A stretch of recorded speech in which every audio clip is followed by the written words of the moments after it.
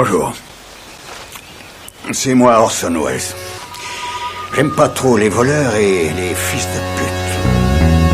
Salut, c'est Nos Ciné, votre rendez-vous avec le cinéma qui aujourd'hui sent tout le poids de son âge. Imaginez 74 émissions au compteur, ça commence à tirer. Et les ravages du temps, c'est justement tout le thème de l'émission du jour, puisque nous allons nous attarder en longueur sur Logan, nouvel épisode au ciné de Wolverine, et normalement le dernier pour Hugh Jackman, qui conclut avec une certaine puissance son run de 18 ans sous les traits du célébrissime Serval de Marvel. Et pour en parler, qui de mieux qu'un duo de héros vétérans de la critique, Daniel Andreev, salut Daniel. Bien le bonjour. Et Julien Dupuis, salut Julien. Bonjour. Et je salue également le public réuni ici à l'antenne Paris, c'est Nos Ciné, épisode 74, et c'est parti. Monde de merde. Pourquoi il a dit ça? C'est ce que je veux savoir. Logan nous emmène dans un futur proche où les mutants se raréfient à grande vitesse et où le légendaire professeur Xavier, toujours incarné par Patrick Stewart, s'avance peu à peu dans les confins de la sénescence. Sa marche vers le grand âge se faisant accompagné du mutant Caliban, joué par Stephen Merchant, et surtout sous la protection de Wolverine, Jackman donc, tout ce petit monde survivant dans un désespoir assez vif lorsqu'une jeune femme vient leur demander de protéger Laura, alias Daphne Keane, une mutante menacée par de sombres individus, ce qui va raviver la flamme de la cause dans le cœur du vieux Logan. Où je suis? She's like you. Of time, Very much like you. the feelings disappear. She needs our help. You are Someone come along. someone else. Someone has come along. I am still right here. Et à la réalisation, on retrouve James Mangold qui avait signé Wolverine, le combat de l'immortel en 2013, mais également Copland ou encore le biopic de Johnny Cash, Walk the Line en 2005, ce qui explique peut-être l'usage de cette reprise de Hurt qu'on vient d'entendre à l'instant. Quel regard on porte sur ce Logan autour de la table, Julien? Enfin. Non, alors, il y a plusieurs choses. Moi, déjà, j'ai pleuré. Oh. Et j'avais oublié qu'un film adapté de comics pouvait me faire pleurer, en fait. Ça fait vraiment du bien. Aujourd'hui, c'est un peu la lie du blockbuster. Et ça fait extrêmement plaisir de revoir tout à coup un film de super-héros avec un point de vue, avec un cinéaste qui écrit, qui s'intéresse à ses personnages, qui est radical quand il faut être radical et pas gratuitement d'ailleurs. Même si moi j'aime bien Deadpool, mais là il faut peut-être le dire très rapidement. Le film est R-rated aux États-Unis, alors que la plupart des blockbusters adaptés de comics, même la quasi-totalité à part Deadpool, sont interdits aux moins de 13 ans. Oui. Et ça veut dire que bon, c'est très sanglant, c'est très violent. D'ailleurs, je crois que Et ça, c'est très Jackman a galvanisant. négocié une baisse sur son salaire pour que Exactement. le film Ouais. puisse sortir sur ce Tout à fait, mais je label-là. pense que tout le monde a fait des sacrifices. Ouais. Hein, et c'est pas gratuit, c'est-à-dire que au-delà du langage ordurier et de la violence, ce qui est formidable et parfaitement adapté en plus au personnage de Wolverine, c'est un film adulte dans le bon sens du terme, c'est-à-dire que c'est un film qui ose être anxiogène, aborder des thématiques qui sont compliquées, qui parlent à tous. Et ça fait du bien, ça fait extrêmement plaisir. Puis le truc, c'est que moi, j'ai toujours trouvé que malgré sa taille, parce que c'est quand même un mec qui est très grand, il y avait une vraie rencontre entre un personnage de comics et puis son interprète. C'est-à-dire que Hugh Jackman, pour moi, c'est une super interprétation de Wolverine. Et je trouve que ça n'avait jamais été vraiment... il n'avait jamais été servi par le film qu'il méritait en fait. Parfois c'était correct, parfois c'était très embarrassant. Tu penses à Wolverine Origins par exemple, mais je pense aussi au caméo qu'il fait dans le dernier X-Men, Oui. qui est vraiment catastrophique. Même le truc avec les samouraïs et les ninjas, hein, C'était pas le- terrible, avec c'était un peu l'immortel. mieux quand même, mais et là voilà, ça fait plaisir de le voir exploiter pleinement son potentiel, quoi. Daniel. Bah écoute, je commencerai comme toi, enfin, parce que c'est le premier film avec Wolverine où vraiment je sens ils ont compris un truc dans le perso. Et pourtant c'était pas gagné parce que comme toi aussi j'ai des problèmes avec Hugh Jackman. Je pense pas que ce soit le meilleur acteur pour le faire, mais ça a été la meilleure interprétation possible. Il est vraiment trop grand, alors que ce qui fait pour moi son tempérament, c'est le fait qu'il soit trapu et qu'il est petit et qu'il compense là-dessus. Et il y a une scène importante dans le film qui est d'ailleurs dans le trailer. il voit une bande dessinée à un moment dans le film et il se voit en fait les histoires des X-Men sont devenues une chronique littéralement. C'est le passage un peu méta du film. Et il y a des bandes dessinées qui racontent donc les légendes des X-Men et il est en train de regarder ça et il les balance en disant ça c'est pour les gamins qui font pipi au lit quoi. C'est des conneries. Et à ce moment-là je me suis dit merde, c'est peut-être pas le bon film. Parce que j'y voyais à nouveau cette espèce de cynisme qu'on voyait, cette espèce un peu post distance, ouais. Ouais, cette espèce de côté un peu post Joss Whedon, post même allons-y Batman v Superman, tu vois ce côté on se moque du matériel et en fait pas du tout. Au contraire, il désamorce complètement le côté super-héros et pour une fois on n'a pas juste un bon film de super-héros, on a vraiment un bon film en tant que tel. Alors c'est pas Unbreakable. Mais c'est vraiment, il y a une vraie proposition d'un cinéma qui peut se regarder sans honte par rapport à son sujet, parce qu'ils ont compris un truc, le truc important de ces personnages. Il y a une dynamique qui se crée entre Xavier et Logan. Ils s'aiment, mais ils se supportent plus. Ils ont passé des années ensemble et en même temps ils vieillissent tous les deux. C'est-à-dire Logan il commence à perdre ses pouvoirs, Xavier est devenu une épave qui ne peut plus contrôler ses pouvoirs. Et ils vont traverser les États-Unis, donc il y a une espèce de road movie, mais en même temps à la fois de western. À un moment même, ils regardent un western à la télé. Il y a beaucoup de références cinématographiques. Il y a une vraie proposition de cinéma, et ça fait très longtemps qu'on n'a pas vu ça dans un film.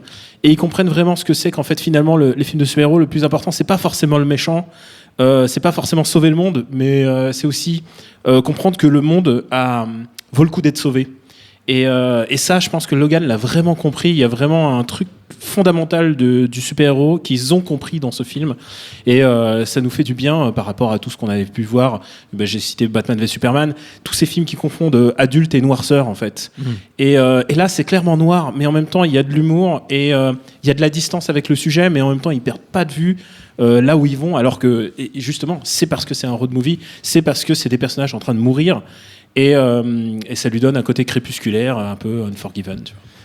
Le truc sur le fait que ce soit R-rated, c'est que c'est pas un gimmick en fait. C'est là-dessus qu'il faut insister. Et le côté méta dont Daniel parle, c'est pareil, c'est pas un gimmick, c'est même un truc où il retourne ça dans le film. Alors je peux pas spoiler, mais où il redonne du sens en fait aux comics à l'intérieur de l'histoire des personnages. Et il explique pourquoi c'est important et pourquoi cette idéalisation aussi de leur propre existence est importante.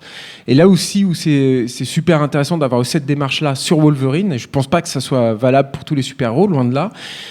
C'est que je pense que c'est le personnage pour faire ça. C'est le personnage qui se prête à ça. C'est le personnage qui a besoin de cette noirceur-là pour être pleinement satisfaisant au cinéma. Il faut quand même dire que le film, il est pas parfait. Pour moi, il y a deux problèmes qui sont facilement identifiables. J'ai peur, j'espère que ce ne sera pas le cas, mais j'ai peur que ça en fasse une cible un peu facile. Il y a un problème, je trouve, dans le dernier acte, où il y a une scène... C'est le moment où ça redevient un film de super-héros. Un peu redondante, où il t'explique un peu trop les choses, il développe un peu trop certains personnages, je trouve. Et puis, il y a un petit problème avec les méchants, que moi, je trouve tous intéressants, y compris un qui a, enfin on peut pas spoiler non plus, mais qui est l'arme ultime, on va dire, des méchants, qui pour moi thématiquement est super intéressante. Mais le vrai souci avec les méchants, c'est qu'ils sont un peu sous-exploités. C'est clairement pas ce qui intéresse James Mangold. Et c'est dommage parce qu'en plus il y a tout ce qu'il faut pour qu'il soit super bien. Et notamment le grand méchant est très très intéressant et très prometteur. Mais c'est vrai que moi il y a une petite frustration là-dessus, mais qui est totalement rattrapée par le reste du film, et notamment la fin et la dernière image, qui encore une fois renvoie aux comics d'ailleurs, et qui est assez bouleversante en fait. C'est une très très très belle fin pour Wolverine, quoi. Et ouais, Daniel. Moi j'ai plutôt aimé en fait les méchants qui sont un peu en second plan. D'ailleurs ils ont fait exprès de prendre des Rivers qui sont quand même pas des personnages, des méchants majeurs. Le leader des Rivers, c'est Donald Pierce en plus. Alors on peut y voir beaucoup de relectures du monde actuel. Par exemple, on voit quand même les Mexicains qui sont quand même maltraités à la frontière des USA, et il y a un mur, et il y a beaucoup de choses comme ça. En plus, un méchant qui s'appelle Donald, tu vois.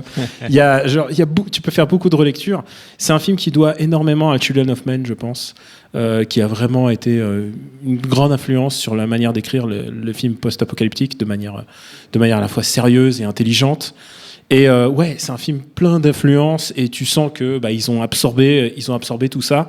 Et moi, j'étais pas sûr que James Mangold il allait réussir ça. Au début, en voyant les trailers, je me disais merde, ça va être intouchable avec avec Xavier en fauteuil roulant. Oh mon Dieu, tu n'as pas dit ça. Non, mais il y a des vrais. Et en plus, c'est ce qui est assez rigolo dans le film, c'est qu'il y a des vraies scènes de sitcom en fait. Et il y a de l'humour dans le film. Alors, il est vraiment très très noir. C'est pas un film à voir avec ses gamins. Mais l'humour, il est là par les situations en fait, et c'est donc c'est vraiment un sitcom quoi. C'est des personnages qui réagissent entre eux et à ce qu'ils sont en train de devenir, et aussi leurs rêves, parce que ils ont arrêté de rêver, et Logan est complètement dépressif, et je pense que c'est un des meilleurs vraiment.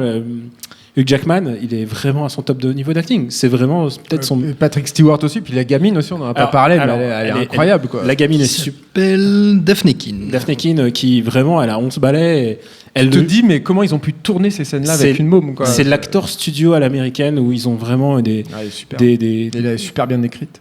Plein de gamins qui arrivent à jouer de manière assez vraiment sérieuse, et en même temps vraiment elle a le ton juste. Et tu disais Patrick Stewart qui se donne à cœur joie, puisque il joue le rôle d'un vieux boulet quand même. Il dit fuck et il dit plein d'insultes, et c'est plus que l'ombre de lui-même, et c'est assez réjouissant donc pour un lecteur de comics donc que je suis, puisque on pensait que ça allait beaucoup s'inspirer de Old Man Logan, oui. Et en fait pas du tout. Oui. D'ailleurs, à tel point que Mark Millar n'est même pas remercié à la fin du film. Ça reprend beaucoup plus le côté transitoire, c'est-à-dire il y a la petite X-23, donc c'est vraiment ils ont pris d'autres éléments en fait. On s'attendait pas à ce que ils essayent d'être aussi original avec le matériau d'origine, et je trouve que c'est ce qu'ils sont en train de faire. On arrive à un moment à un plafond dans les films de super-héros, c'est-à-dire on a eu les origines, on a eu le passé intermédiaire, on a eu la mort, on a eu plein de phases différentes, on a eu Batman Rise, genre on boucle la boucle, et donc on connaît toutes ces histoires, on nous resserre des origin stories, ils essayent de plus nous en faire, et là on est en train de voir un mouvement où ils sont en train d'essayer de prendre le matériel et de rester fidèles à l'esprit et d'essayer d'en faire autre chose, et c'est ce qu'a fait Logan. C'est ce qu'on voit par exemple aussi dans une série qui vient de commencer qui s'appelle Legion. Et alors, on peut pas faire plus obscur. C'est le fils de Xavier. Tu vois, c'est vraiment quelque chose d'obscur. Mais ils essayent d'en faire quelque chose de complètement différent. Et c'est ce qu'on va avoir pendant les 10 prochaines années. Hein. Ça va être des twists différents sur des personnages qu'on connaît. Et là, en l'occurrence, ça a réussi. Ça me fait presque peur, parce que quand quelque chose fonctionne et quand quelque chose est bien, il est généralement perverti par le système. Et donc, on va avoir plein de petits twists, plein de. Il faut que le film fonctionne, et puis c'est compliqué en plus d'adapter ça ailleurs quoi. Enfin je sais pas, je suis pas sûr que le film fasse école en fait. Peut-être que j'aimerais bien en fait. C'est quoi, ils sont en train de les Deadpool là, on va en avoir. Hein, je pense que Deadpool c'est très différent. Ouais. Mais est-ce que justement un film comme Logan n'est pas dû aussi, le fait que un film comme Logan soit possible n'est pas dû au succès de Deadpool, et qu'il y ait des propositions plus radicales autour du super-héros? Ça a été greenlighté avant Deadpool, et c'est vraiment la volonté de Mangold et puis de Hugh Jackman. Donc non, dans la production même. Après oui, je pense que ça facilite aussi. Et ce qui serait bien en fait, c'est que Logan fonctionne. Ça, je sais pas du tout si ça peut fonctionner ou pas. C'est pour moi très surtout très derrière compliqué. Singer, il va refaire encore un autre X-Men. Il y a des chances. Il y a des fortes chances. Je veux dire, ça va pas empêcher tous les autres trucs, tous les Snyder aussi, de continuer leur film. Et c'est peut-être aussi ça la beauté des super-héros. Alors, surtout à nos ciné, on a tendance à les bâcher. Mais moi, parce qu'on les aime. Et moi, je les aime encore plus, crois-moi. C'est que c'est quand même des personnages, c'est des archétypes aussi. C'est des personnages qui sont là parfois depuis 50, 70 ans parfois. Et on peut les utiliser de manière originale. On peut encore faire des choses positives. On le voit dans la BD, on le voit en série télé, on le voit au cinéma. Qu'on en pense du bien ou pas, mais Lego Batman, c'est une autre proposition pour que tu puisses aller voir au cinéma Batman avec ton gamin. Il y a plein de choses qu'on peut encore faire, et Logan, c'est une de ces pistes-là. C'est des films pour les mecs qui aiment plutôt Honky Tonk Man de Eastwood et Unforgiven et Children of Men. Tu vois, c'est un film qui peut leur parler, et en même temps qui utilise le matériel de leur enfance. C'est beau ce que tu dis, Daniel. Putain, tu me fais chialer. Avant si je te quitter. Écoute, va voir le film aussi, tu vas peut-être chialer. Avant de se quitter, messieurs, on va prendre quand même un instant pour nos habituelles recommandations autour de l'univers Marvel, si vous le souhaitez, mais c'est pas obligé. Daniel. Bon, j'ai déjà assez parlé de Children of Men, mais bon, si vous n'avez pas vu Children of Men. Non, tu sais quoi, en fait, à chaque fois, je me dis, il faut relire les origines, il faut relire le matériel d'origine. Mm-hmm. Et Wolverine, c'est un personnage vraiment fascinant et qui a vraiment pris son envol pendant ce qu'on appelle la Dark Phoenix Saga. Et c'est la période de Chris Claremont et de John Byrne. À l'époque, le comics ne se vendait pas à des masses et ces deux artistes se sont mis sur le personnage. John Byrne est canadien et il a vu en Logan le potentiel d'être un anti-héros parfait. Il a été le premier grand anti-héros du monde comics avant Punisher, avant tous les autres. Et il en a fait quelque chose de très important en fait dans la pop culture américaine. Il y a une planche en particulier où Wolverine se fait envoyer dans les égouts et il fait sneak et il dit maintenant c'est mon tour et il commence à les buter. C'est des choses qu'on voyait pas avant dans la BD populaire. Et ouais, donc Dark Phoenix Saga c'est vraiment essentiel. Si vous avez jamais lu, c'est vraiment une BD fabuleuse. Voilà. Julien. Je vais rester aussi dans les comics. Alors, j'ai pas la connaissance de Daniel, mais moi, je voudrais citer Weapon X de Barry Windsor Smith, qui est une BD qui revient en fait sur les origines de Wolverine et la création de l'arme X. L'arme X. Du monstre qu'il est, qui est un... Enfin, moi, je sais que j'ai beaucoup fantasmé une adaptation cinématographique de ce comics, et il a été complètement pillé et perverti dans toutes les adaptations des X-Men au cinéma qu'on a vues. Il y en a un tout petit peu, si mes souvenirs sont bons, dans le premier X-Men, il y en a beaucoup plus dans le deuxième. Il y en a énormément dans l'épouvantable. Alors c'était X-Men Origins, c'est ça ? Le premier. Il y en a encore dans le dernier Apocalypse encore. Ouais, et oui, c'était nul. C'est peut-être un des pires. Enfin, visuellement, c'est vraiment embarrassant. Ah oui, avec son casque et tout ça, là, ouais. C'est l'enfer. Alors qu'il y a un truc à faire avec cette BD qui traite en plus Wolverine comme enfin, c'est entre la bête sauvage et le monstre, la créature de Frankenstein. C'est fascinant, ça se lit tout seul. C'est super beau. Et contrairement aux comics que j'ai recommandé, il est plus, je dirais, adulte. Il va déjà avoir un œil aiguisé. Le dessin de Barry Windsor Smith, quand même, c'est un mec qui est vraiment un dessin très intellectuel.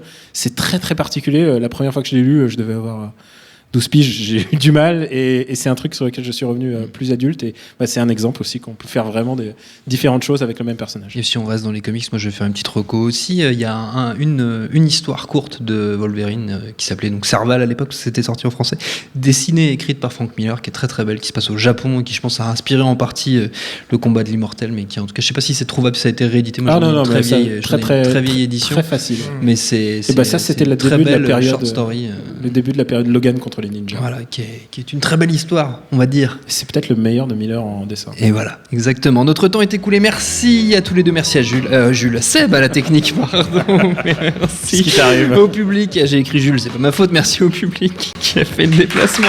Merci à l'antenne Paris pour l'accueil. Rendez-vous sur notre site leciné.com pour retrouver toutes nos émissions, le programme des prochaines, les dates d'enregistrement en public si vous voulez venir nous voir. Info à retrouver aussi sur binge.audio, le site de notre réseau de podcast Binge Audio. Si par chance vous passez par iTunes pour suivre nos émissions, n'hésitez pas à laisser un commentaire et surtout à nous gratifier d'une bonne note si vous pensez que nous la méritons, ce sera grandement apprécié. D'ailleurs, merci d'avance. Et puisqu'on en est au remerciement, j'en profite pour saluer Nicolas Lim et Yann Chirabier qui sont deux des contributeurs de notre beau Ulule qui est allé jusqu'au bout, notamment grâce à eux. Donc merci beaucoup et en attendant la prochaine, on vous dit à très bientôt.